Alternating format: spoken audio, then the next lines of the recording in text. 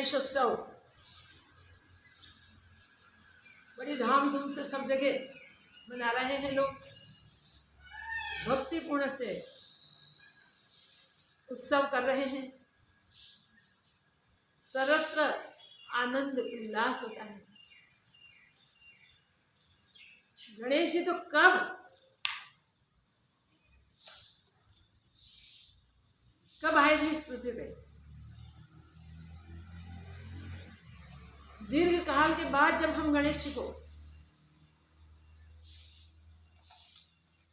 हर साल याद करते हैं, ऐसे तो डेली पूजन में पहले ही सब कार्य में, शुभ अशुभ सब कार्यों में गणेश पूजन पहले होता है।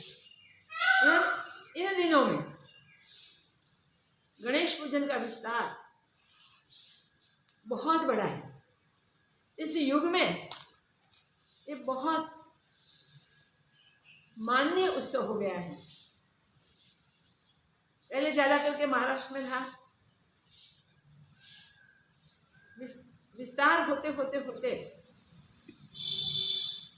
भारत भर में, सब प्रांतों में, सब राज्यों में और भारत से बाहर भी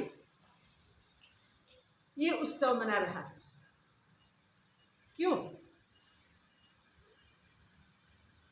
याद रखें, गणेश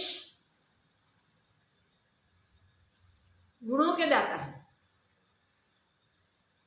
जो भी शरण स्वीकारता है उसको दैवी गुणों से भरपूर कर देते हैं। ज्ञान के उत्सुक गणेश जी से ज्ञान प्राप्त करते हैं। और हम सब जानते गजानन गणपति में विघ्न होता है। सब प्रकार के विघ्न वो हर लेते हैं। वो बुद्धि में इतने श्रेष्ठ हैं, दृष्टि अति सूक्ष्म, हमें वो सिखाते हैं कि दृष्टि को आप सूक्ष्म करते जाओ। जितनी तुम्हारी दृष्टि सूक्ष्म होगी इतना तुम विशेष देख पाओगे, और जो देखने योग्य होगा वो ही देख पाओगे। गणेश जी की लंबी सूंड वो फैलाते हैं सब जगह, तो सब जगह से जो ग्रहण करने योग्य है वो ग्रहण करने के लिए हमें शिक्षा देते हैं। तो जहां भी जाओ वहां से श्रेष्ठ गुणों को ग्रहण करो। गणेश जी की हर क्रिया हमें बोध देते हैं। वाहन देखो, इस महाकाय गणेश जी का वाहन है चूहा। कितना छोटा, तो महाकाय होते हुए भी वो इतने वेटलेस हैं, इतने मोटे होने के बाद भी इतने छोटे हैं कि चूहा भी उठा। जब हमारा अहंकार जो पहाड़ जैसा होता है वो जब गलने को लग जाता है, तब उनसे, हमसे सब निर्भय हो जाते हैं, निशंक हो जाते हैं। सबको होता है कि हम निकट होते हुए भी हमें सत्ताप कोई नहीं होता। हमें गणेश जी से कुछ भी दुख संताप नहीं होते। गणेश जी से सारे सुख ही सुख मिलते हैं। तो गणेश जी का जब उत्सव करें तब हम गुणग्राही बने, इतना तो समझ लें। सारे संसार को माता पिता के चरणों में समझ के, जिन्होंने सारी पृथ्वी की प्रदक्षिणा माता पिता की प्रदक्षिणा करके बता दी, वो मातृपूजन पितृपूजन का महत्व भी गणेश जी ने बताया। जहां देखो वहां शुभ करने वाला, इसलिए सब कार्यों के प्रारंभ में गणेश जी ये गणोत्सव हम करें तो इस उत्सव में हम आनंद ही करें और ये आनंद अखंड हो। वो अखंड आनंद वहां से मिलता है जहां स्वरूप में स्थिति बनती है। गणेश जी सदैव अपने स्वस्वरूप में, अपने शिव स्वरूप में स्थित, हम भी अपने वो कल्याण स्वरूप, आत्म स्वरूप, शिव स्वरूप में ही स्थित रहे। व्यवहार जो भी करना है सब करें, मगर स्वस्वरूप में रह के करें। कर्ता बुद्धि, भोक्ता बुद्धि छोड़ के करें और दृष्टि से सूक्ष्माति सूक्ष्म को भी, छोटे से छोटे जंतु को भी अपना ही स्वरूप समझे। भ्रूण से लेकर ब्रह्मादि देव तक वो भरपूर पूर्ण रूप से भरा हुआ पूर्ण ब्रह्म है। वो भी स्वीकार करके हम जो भी प्रारब्ध के वेद हैं उसके अनुसार जो प्राकृत आचार, तो सहज आचार हमें मिले, वो बड़े आनंद से करते हैं। जब तक ये दृष्टि हमारे पास नहीं आ जाती तब तक हम अपने अंतःकरण को शुद्ध करने के लिए शास्त्र विहित कर्म करते रहे। जो कर्मों के लिए शास्त्रों ने आज्ञा दी है वो सब कर्म, पूजन, अर्चन, यज्ञ यागादि, नाम स्मरण, तीर्थाटन, ये करते रहे। ये करते करते जो भी शुभ कर्म, करने योग्य कर्म शास्त्रों ने बताए हैं, वो करते करते भी हम अंतःकरण को शुद्ध करें, अपने स्वरूप को प्राप्त करें। ये करने के लिए हमें मनुष्य तन का अवसर मिला और कोई भी तन में ये चांस हाथ नहीं लगता। हाँ, बड़े बड़े देव इंद्रादि का पद भी मिल जाए तो भी सब देवता मनुष्य तन के लिए लालायित रहे। इंद्रादि तपस्या करने वाले, उनके साथ भक्ति भाव से जुड़ने वाले को उनके यथा योग्य मनोवांछित दे सकते हैं, मगर वो ज्ञान नहीं कर सकते।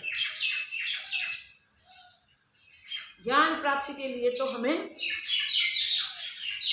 संतों के संग में रहना है, संतों से सत्संग सुन के अपने राग, द्वेष, काम, क्रोध, मद, मोह, मत्सर, ये सब खत्म करने होंगे। जब ये सब छूट जाएंगे तब हमें इस संसार से पूर्ण रूप से वैराग्य हो जाएगा। जब तक विवेक नहीं जगता तब तक वैराग्य नहीं होता, और जब वैराग्य जगता है तब ज्ञान के लिए हमारी भूमिका तैयार हो जाती है। हमें अपनी जांच खुद को ही करनी है कि हमारा मन वितराग हुआ है, हमारे मन से संसार के सब राग छूट गए हैं। हम खुद देख सकते हैं, कोई आकर्षण कर सके ऐसी चीज सामने आ जाए, खाने की, पीने की, पहनने की, प्रतिष्ठा की, कीर्ति की, धन संपत्ति की, तब भी हमारा मन चलित नहीं होता ना। वो देख लेना, थोड़ी सी प्रतिष्ठा मिले और हम चलित हो जाए, थोड़ा सा धन मिले, वाह भक्ति हमारी सफल हो गई, हमें इतना धन मिल गया, कीर्ति मिले, धन मिले, वैभव मिले, थोड़े थोड़े में हम खुश हो जाते हैं, आकर्षित हो जाते हैं।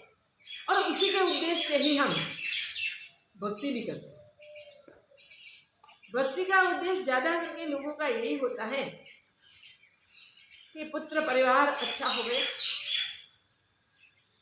धन संपत्ति खूब मिले, कीर्ति प्रतिष्ठा की पताकाएं लहराए, स्वास्थ्य अच्छा रहे। फिर संसार ही मांगा और कुछ मांगा ही नहीं हमने। और जब तक संसार की इच्छा रहती रहेगी, होती रहेगी, तब तक परमात्मा की इच्छा होनी मुश्किल है। सोच समझ के, सत्संग करके, शास्त्रों का अभ्यास करके, दृढ़तापूर्ण स्वरूप की प्राप्ति का निश्चय जब होगा, तभी ज्ञान के लिए हमें उत्सुकता प्राप्त होगी। तब तक तो बड़े बड़े मुनि भी संसार ही मांगते हैं, बड़े बड़े ऋषि भी यही मांगते हैं।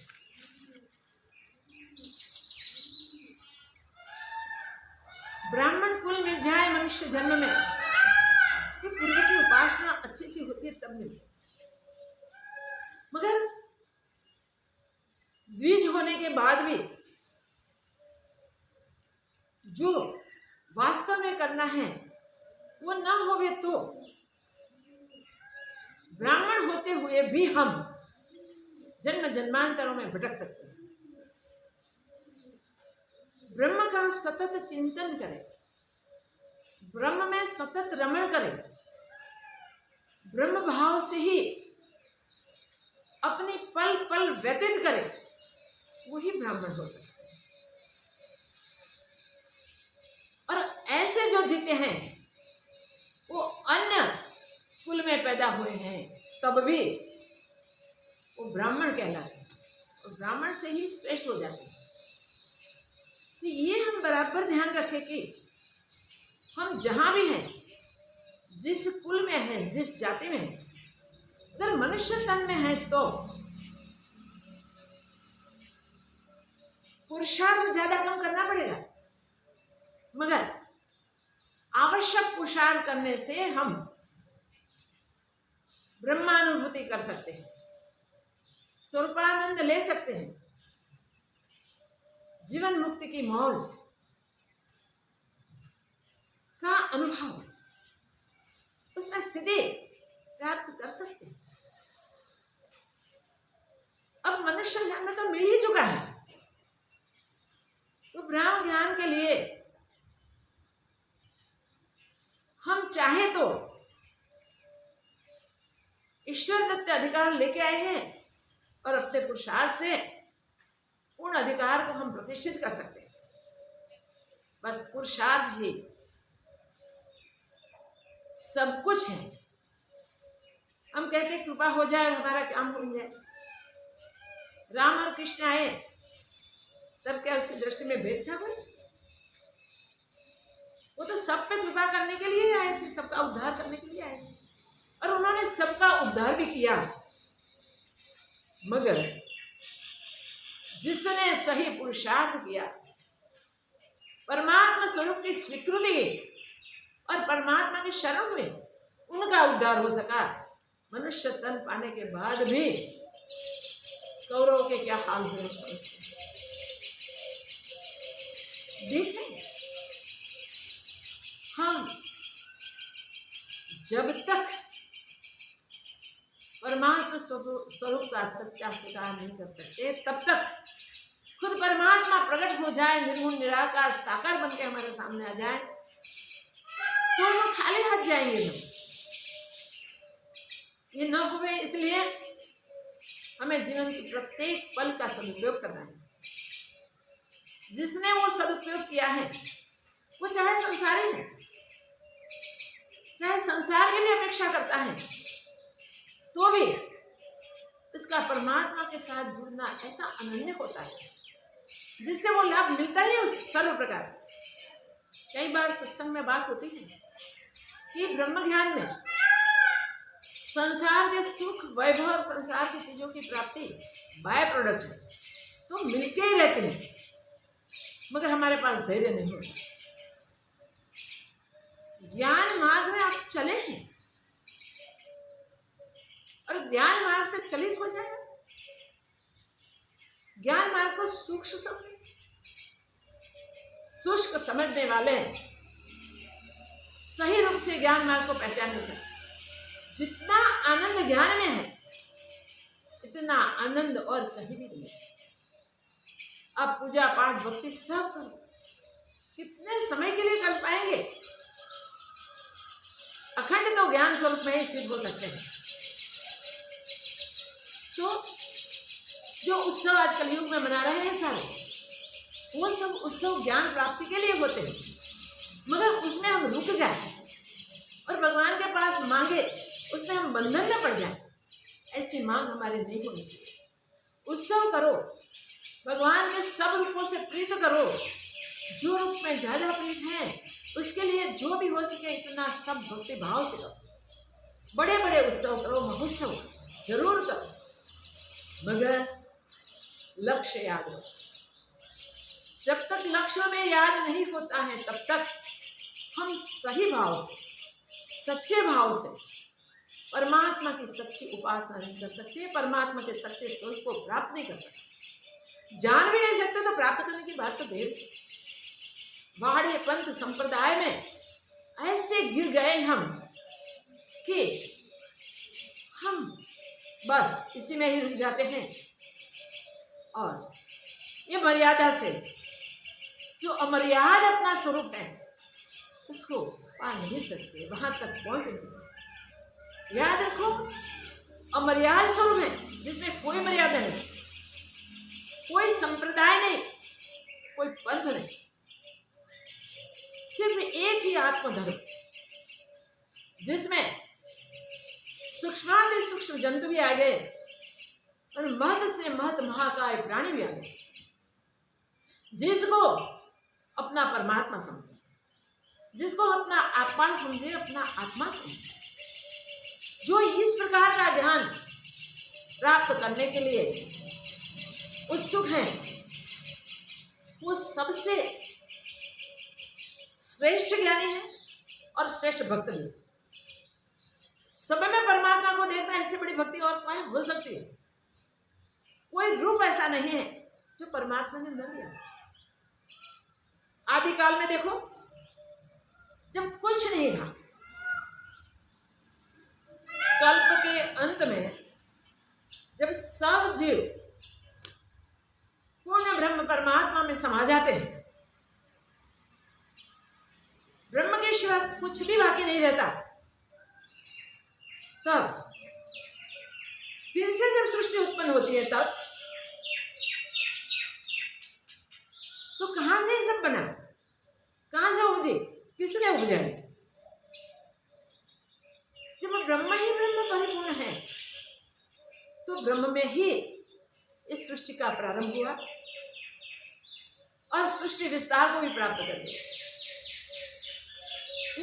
वो है कि ब्रह्म परमात्मा ही, पूर्ण ब्रह्म स्वयं ही सब कुछ बन के स्थित हो गए। इस सब कुछ जो भी है दिखाई दे रहा है, वो हमारी दृष्टि में आता है, वो सब हमारे विचार में जो आता है वो सब हम दृष्टि को सूक्ष्म दृष्टि से जो भी हम विचार कर सकते हैं, जो भी सोच सकते हैं, जो भी हम चाहे देखना तो देख भी सकते हैं, वो सब वो परमात्मा ही है, इसके सिवा कुछ नहीं। ये भिन्न भिन्न परमात्मा के जो भी जितने भी स्वरूप हैं उस स्वरूप को याद रखने की क्या आवश्यकता है? ये सब कुछ वही है। ये ज्ञान मार्ग याद रखो, ज्ञान मार्ग में और कुछ नहीं, पूर्ण परमात्मा ही है। और संसार के सृष्टि के जितने भी रूप हमें दिखाई देते हैं, सब काल में जो रूप उत्पन्न होते हैं वो सब परमात्मा ही, और जो उत्पन्न हुए फिर विलीन होते हैं वो परमात्मा नहीं जाता। तो आदि काल में भी परमात्मा, मध्य में विस्तार को प्राप्त हुआ है तब भी परमात्मा, और जब महाप्रलय के समय कल्प के अंत में जब सब कुछ लय हो जाता है तब भी वो परमात्मा जैसा है वैसा ही वैसा स्थित होता है, जिसका तीनों काल में कभी भी बाध नहीं हो सकता, नाश नहीं हो सकता। वो परमात्मा है। वही परमात्मा जब जिस प्रकार हमारा सबका कल्याण हो जाए, इस प्रकार का मार्गदर्शन करने की हमारे लिए आवश्यकता उत्पन्न हुई, तब वो आवश्यकता के अनुसार रूप धारण करके इस सृष्टि में विशेष अवतार लेके आ जाते हैं। और वो युग कर्म, उनके समय के लिए जितना भी कर्म उसको मिला है, जो कर्म उसके लिए उसको खुद ने निर्धारित किया है, वो कर्म करके वो उस स्वरूप को विलीन कर देते हैं। कहाँ? अपने आप में। तो परमात्मा क्या है?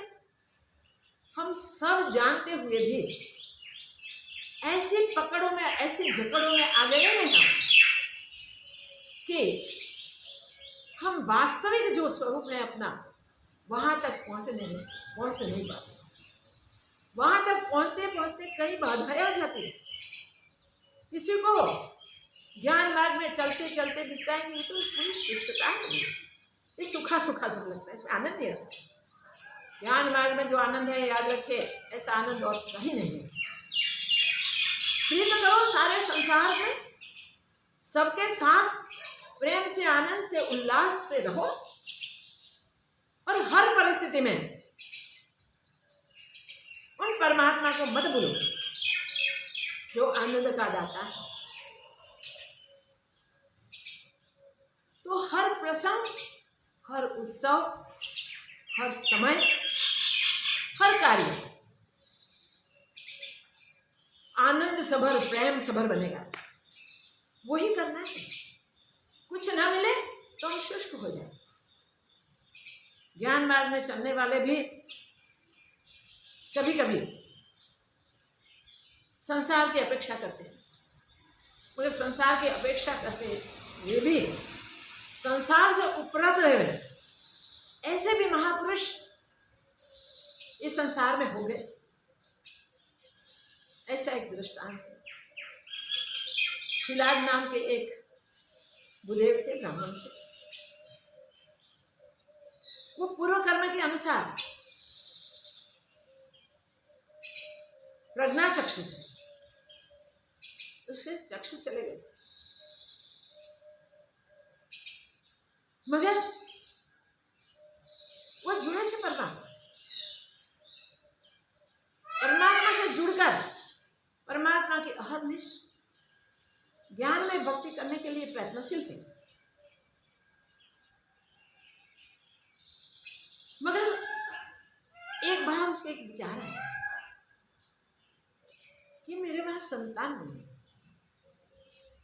और संतान न होने के कारण हमारे पितृ आदि जो है वहां से कल्याण को पहुंच नहीं जा सकेंगे। और हमारी भी क्या गति हुई? उन्होंने, देवता जल्दी प्रसन्न होते हैं तो प्रसन्न करके पुत्र की मांग करने के लिए इंद्र की उपासना की। इंद्र को बुलाने के लिए तपश्चर्या, कड़ी तपश्चर्या, और कड़ी तपश्चर्या के बाद इंद्र पधारे। बुदेव, आपके तप से हम प्रसन्न हैं, अगर कोई वरदान मांगने की इच्छा है तो मांग लो। तो बुदेव ने बोला, महाराज, मैं पुत्रहीन हूं, मैं संतान हूं, मुझे पुत्र दो, मगर ऐसा पुत्र दो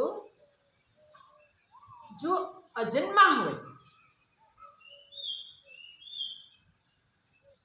और जो अमर हो। देखो, मांगने को भी आना चाहिए, पुत्र चाहिए, इसके लिए मैंने तप किया है, मगर मुझे पुत्र और योनि से चाहिए, अजन्मा चाहिए और अमर चाहिए। हाथ जोड़ दिए महाराज, ये तो हम भी नहीं दे सकते, अरे ब्रह्मा विष्णु और देव भी नहीं दे सकते। अगर तुमको अयोनिज पुत्र चाहिए, अजर अमर पुत्र चाहिए, तो तुम्हें रुद्रदेव की उपासना करनी चाहिए, वो चाहे तो दे सकते हैं। देखो गृहस्थी कामना पुत्र की, मगर मांग के ऊपर फिर उसने रुद्र का तप किया, हजारों वर्ष तप किया, सिर्फ हड्डियां बच गई, शरीर पे दीमक सारी चढ़ गई।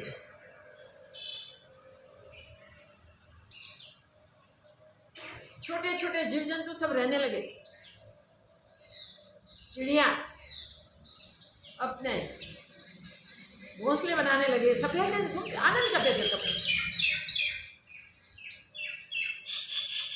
ऐसी अवस्था हो गई, भगवान रुद्र की आराधना करते करते तब रुद्रदेव प्रसन्न हुए और बताए, मांगो क्या मांगो। भगवान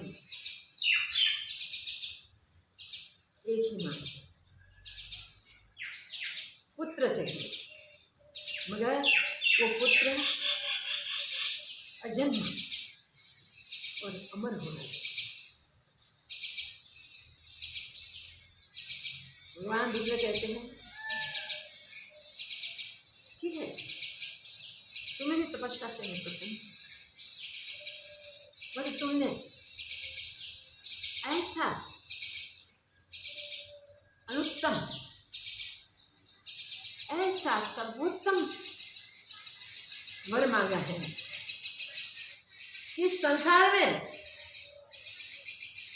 अयोनिज कोई नहीं है।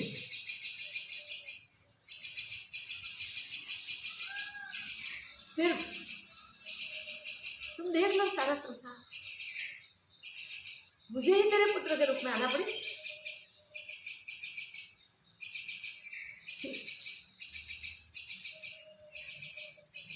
बहुत पहले ब्रह्मा जी ने सब देवताओं के साथ आकर हमारे पास वरदान की मांग की, भगवान इस पृथ्वी पे, इस लोक में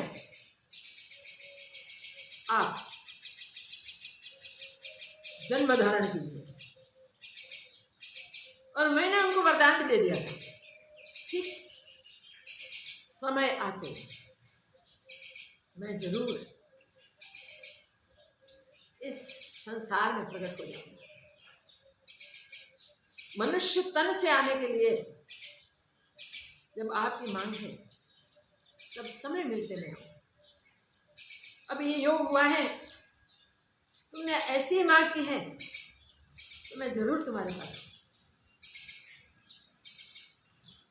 अब बुद्धे विचार करते हैं कैसे आएंगे,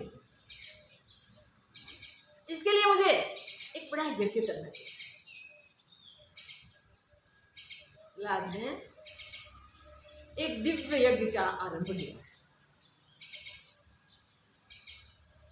ऐसा श्रेष्ठ यज्ञ हुआ जिसके पीछे एक ही कामना है, स्वयं परमात्मा पुत्र रूप में प्राप्त हो, और वो अयोनिज और अजर अमर। पुत्र प्राप्ति के लिए बहुत ऋषियों ने तप किया और सबको मिले भी हैं, मगर ऐसे पुत्र की प्राप्ति के लिए ये एक ही सुदेव निकले जिसने मांग की और भगवान बने। और यज्ञ का आरंभ जल्दी से जल्दी पुत्र की प्राप्ति करने की यज्ञ का प्रारंभ किया, और उसी यज्ञ में भगवान रुद्र पुत्र के रूप में प्रकट हो। प्रकट होते ही जटाजुर थे, जटा का मुकुट लेके ही आए थे, हाथ में त्रिशूल था भव्य, त्रिनेत्र थे, चतुर्भुज थे, 4 हाथ थे। तो सबको पता चल गया कि भगवान रुद्र स्वयं पधारे। सबने पहचान, देवी देवता प्रसन्न हो गए, इंद्रदेव पुष्प की वृष्टि करने लगे, गंधर्व किन्नर सिद्ध साध्य सब आके गान करने लगे, स्तुति करने लगे, अप्सराएं नृत्य करने लगी, देवियां सब आके भगवान को प्यार करने लगी, चूमने लगी। देखो ये कब मिले, ये अवसर कब मिले, बहुत मुश्किल है मिलना। ऐसा स्वरूप परमात्मा का दर्शन मिल जाए, कहाँ मिल सके। एक ऋषि ने एक कार्य किया, सबको लाभ हुआ, ऋषि प्रसन्न हो गए और सब ऋषि मुनि आदि ये बुद्धदेव की प्रशंसा करने लगे कि ऐसा वर मांगने वाला आज तक कोई नहीं, जिसने सबको सत्य का ज्ञान दिया, परमात्मा के स्वयं निर्गुण निराकार ब्रह्म को साकार बना के सबको दर्शन करवाए और सबकी प्रसन्नता का कोई पार ही नहीं था। बड़ा उत्सव हुआ, बड़ा महोत्सव हुआ, दिनों तक सबने बड़े आनंद के साथ उस उत्सव को मनाया। अब तो पुत्र प्राप्ति का आनंद जो था, उस आनंद का वर्णन करना माँ सरस्वती के पास भी मुश्किल है, शक्य नहीं है। अब पुत्र को प्राप्त करके वो तो तपस्या कर ही रहे थे, अपने पास झोंपड़ी ही थी, झोंपड़ी में ले गए भगवान। झोंपड़ी में जाते ही भगवान ने अपना बाल स्वरूप प्रकट कर दिया। रुद्र स्वरूप के दर्शन करवाने के बाद पिता बनना था। भगवान ने वचन दे दिया था, तेरे मात के अनुसार मैं प्रकट हो जाऊंगा और तू मेरा पिता कहलाएगा। तो पिता को पुत्र के लिए योग्य कर्म तो सब करने ही पड़े। उन्होंने बस बालक बनना पसंद किया और बालक बन गए। थोड़ा दुख हुआ पिता को, अरे साक्षात भगवान बालक बन गए, मैं क्या मानूं। फिर भगवान ने प्रेरणा की, मुझे बालक बनाना था, मैं बालक बन के आ गया हूँ, अब मेरे सब जो भी जात कर्म आदि करने करो और आनंद करो। जात कर्म हो गए भगवान के। भगवान ने 7 वर्ष के आयुष पूर्ण होते पहले सब वेदों का ज्ञान प्राप्त कर लिया, सब विद्याएं प्राप्त कर ली।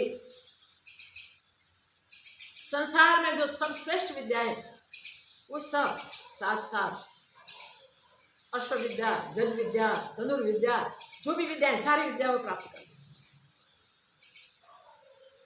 7 वर्ष पूर्ण नहीं हुए थे, वहां मरुत आए, मरुत देव आते। जब वो आए तब और भी आए।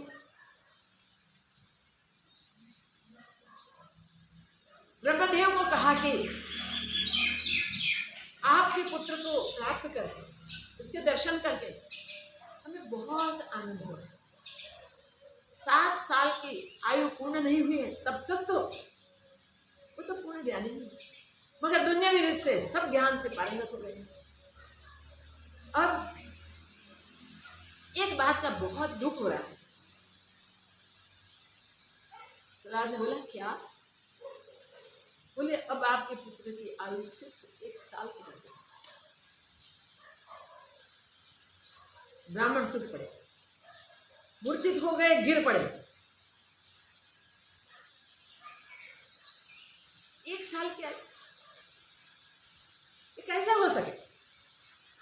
वो ब्राह्मण का तप ऐसा था कि भगवान वहां सोचने लगे,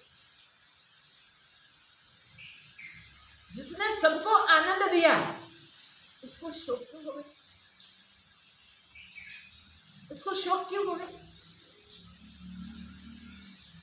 उसने वो आनंद को नित्य बनाने के लिए फिर से ब्राह्मण को वचन दिया,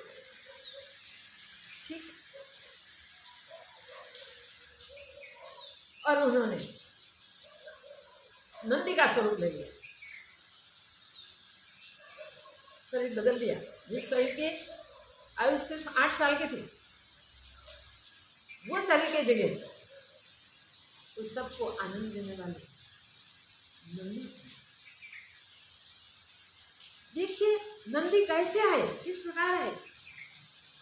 एक मानव के एक ऋषि के तपस्या से, उसकी भक्ति से और उसकी निष्ठुरता से पुत्र तो मिले, क्योंकि सारे संसार का कल्याण जिससे हो वैसा पुत्र मुझे अजन्मा पुत्र चाहिए, अयोनिज पुत्र चाहिए, और फिर अजर अमर चाहिए, मरना भी नहीं चाहिए। तो भगवान कैसे जा सकते हैं इस शरीर से? बंधे हुए थे, और बंधे हुए थे इसलिए वो आनंद देने वाले। भगवान ने बोला चलो मैं सबको आनंद देने वाला हूँ। पिता ने बोला तुम्हारा नाम इसलिए मैंने नंदी रखा। तो नंदी बनके फिर तो नंदी हुए, देवी देवता सब पधारे, सब ऋषि मुनि वशिष्ठ आदि सब पधारे, और सबने बड़े उत्साह से बड़े आनंद से फिर उस उत्सव में देवताओं ने, ऋषि मुनियों ने, सबने सोचा कि नंदी का विवाह भी होना चाहिए, और पुत्र सुयशा के साथ, सुयशा को बुला ली सब देवताओं ने, देवियों ने उसको सुवर्ण के सिंहासन पर बिठा दी, तो सज्ज करके नंदी के साथ सीख गया। देखो गृहस्थ का गृहस्थान कैसे चलता है, इस प्रकार चलता है। कई लोग घबराते हैं, डरते हैं कि हम ज्ञान नाश के प्रवासी हैं और ज्ञान के लिए आगे बढ़ रहे हैं, मगर हमारा परिवार का क्या होगा, हमारे संतान क्या करेंगे, फिर हमारी पीढ़ी चलेगी या नहीं चलेगी, हमको कोई दान देने वाला होगा या नहीं होगा, पितृलोक में जाएंगे तो वहां से उद्धार करने वाला होगा या नहीं होगा, क्या होगा, हमारी वंश परंपरा चलेगी या नहीं चलेगी, तो ज्ञान मार्ग से पलट जाए। जब ऐसा भय होता है तब कई लोग ज्ञान मार्ग से पलट जाते हैं। हम इस दृष्टांत से कहना सिर्फ इतना ही मांगते हैं कि ज्ञान मार्ग ऐसा उत्तम मार्ग है जिस मार्ग का स्वीकार करने के बाद पूर्णता तक पहुंच जाओ और देखो। कई बार हमने कहा, ये प्रश्न किसने कहा कि जब ये भौतिक संपत्ति, ये जगत के सुख वैभव और जगत के कार्य, वो तो सब भी मिलता है, कैसे मिलता है, बाह्य प्रोडक्ट के रूप में। जो परमात्मा स्वरूप को प्राप्त कर लेता है उसके लिए प्राप्त करने का क्या बाकी रहता है।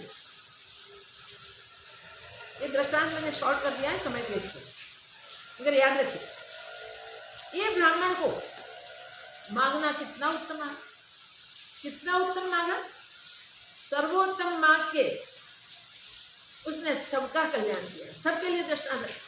हम सब इस दृष्टांत को याद रखें और सही पद पर चलते चलते कभी भी शंका न करें, कभी भी कुशंका न करें, कभी भी ऐसा न हो सोचे कि क्या होगा। अरे भाई, लाखों पुत्र तुम्हारे हो जाए, लाख वंश बन जाए, तो भी उद्धार कौन कर पाएगा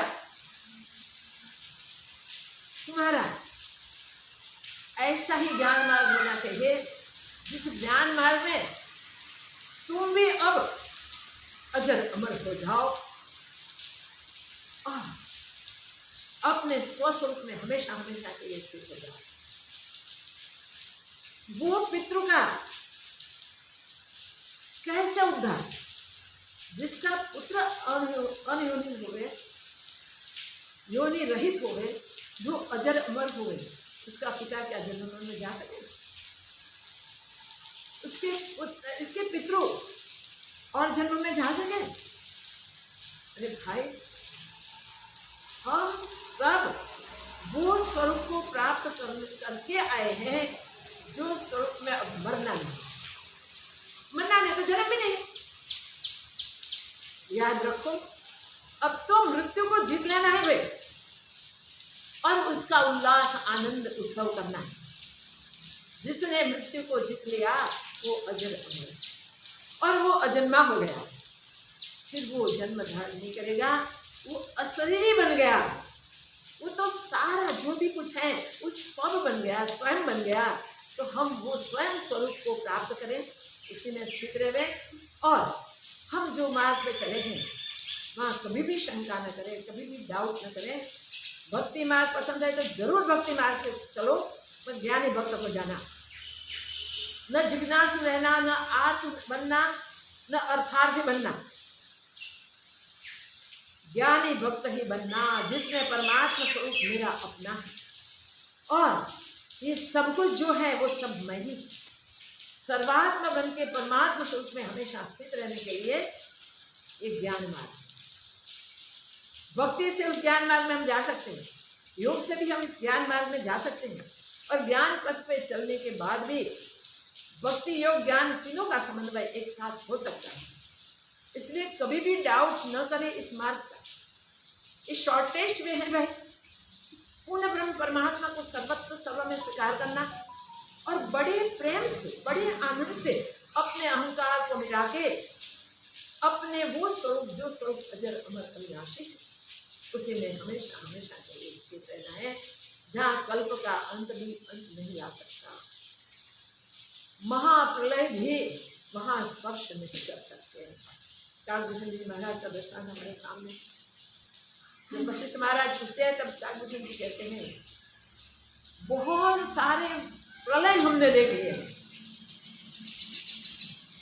कहीं रामकृष्ण व्यास आदि के अवतार हमने गणित देख लिए, देखो कैसे अजर अमर है।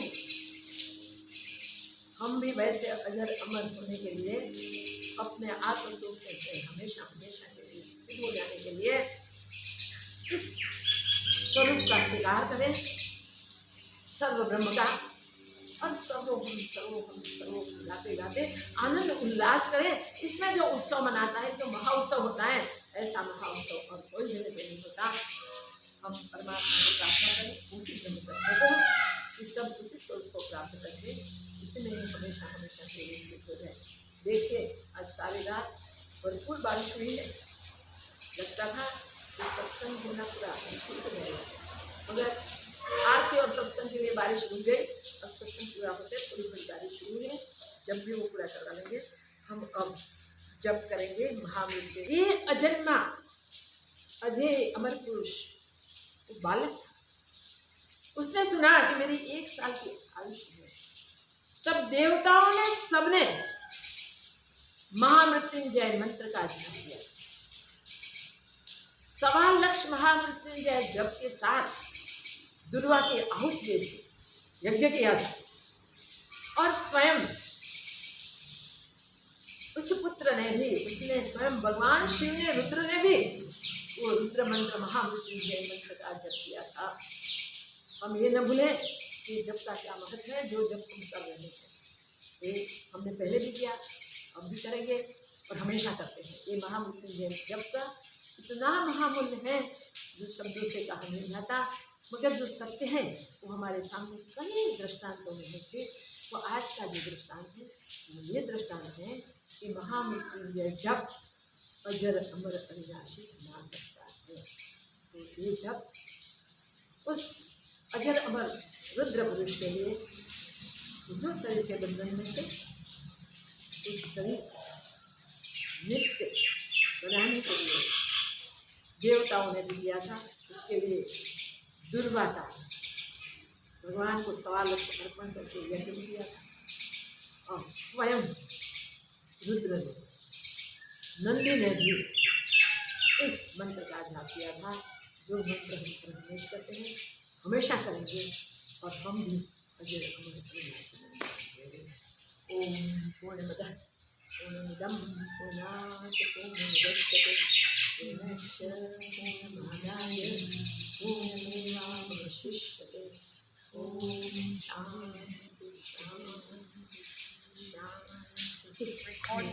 मामृतातोमों त्र्यम्बकं यजामहे सुगन्धिं पुष्टिवर्धनम् उर्वारुकमिव बन्धनान् मृत्युर्मुक्षीयमामृतातोमों त्र्यम्बकं यजामहे सुगन्धिं पुष्टिवर्धनम् उर्वारुकमिव बन्धनान् मृत्युर्मुक्षीयमामृतातोमों त्र्यम्बकं यजामहे सुगन्धिं पुष्टिवर्धनम् उर्वारुकमिव बन्धनान् मृत्युर्मुक्षीयमामृतातोमों त्र्यम्बकं यजामहे सुगन्धिं पुष्टिवर्धनम् बन्धनान् मृत्युर्मुक्षीयमामृतातोमों त्र्यम्बकं यजामहे सुगन्धिं पुष्टिवर्धनम् उर्वारुकमिव बन्धनान् मृत्युर्मुक्षीयमामृतातोमों त्र्यम्बकं यजामहे सुगन्धिं पुष्टिवर्धनम् उर्वारुकमिव बन्धनान् मृत्युर्मुक्षीयमामृतातोमों त्र्यम्बकं यजामहे सुगन्धिं पुष्टिवर्धनम् उर्वारुकमिव बन्धनान् मृत्युर्मुक्षीयमामृतातोमों त्र्यम्बकं यजामहे सुगन्धिं पुष्टिवर्धनम् उर्वारुकमिव बन्धनान् मृत्युर्मुक्षीयमामृतातोमों त्र्यम्बकं यजामहे सुगन्धिं पुष्टिवर्धनम् उर्वारुकमिव बन्धनान् मृत्युर्मुक्षीयमामृतातोमों त्र्यम्बकं यजामहे सुगन्धिं पुष्टिवर्धनम्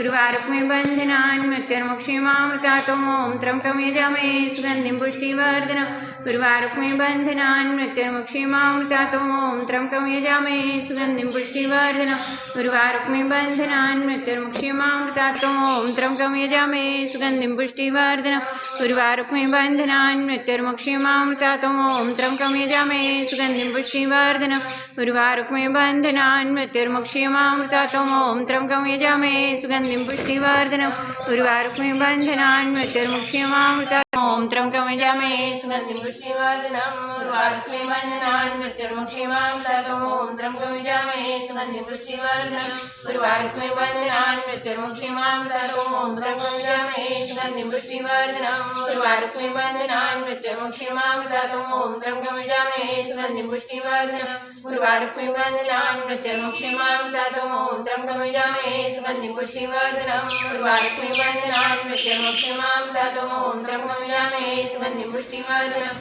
उर्वारुकमिव बन्धनान् मृत्युर्मुक्षीयमामृतातोमों त्र्यम्बकं यजामहे सुगन्धिं पुष्टिवर्धनम् उर्वारुकमिव बन्धनान् मृत्युर्मुक्षीयमामृतातोमों त्र्यम्बकं यजामहे सुगन्धिं पुष्टिवर्धनम् उर्वारुकमिव बन्धनान् मृत्युर्मुक्षीयमामृतातोमों त्र्यम्बकं यजामहे सुगन्धिं पुष्टिवर्धनम् उर्वारुकमिव बन्धनान् मृत्युर्मुक्षीयमामृतातोमों त्र्यम्बकं यजामहे सुगन्धिं पुष्टिवर्धनम् उर्वारुकमिव बन्धनान् मृत्युर्मुक्षीयमामृतातोमों त्र्यम्बकं यजामहे सुगन्धिं पुष्टिवर्धनम् उर्वारुकमिव बन्धनान् मृत्युर्मुक्षीयमामृतातोमों त्र्यम्बकं यजामहे सुगन्धिं पुष्टिवर्धनम् उर्वारुकमिव बन्धनान् मृत्युर्मुक्षीयमामृतातोमों त्र्यम्बकं यजामहे सुगन्धिं पुष्टिवर्धनम् उर्वारुकमिव बन्धनान्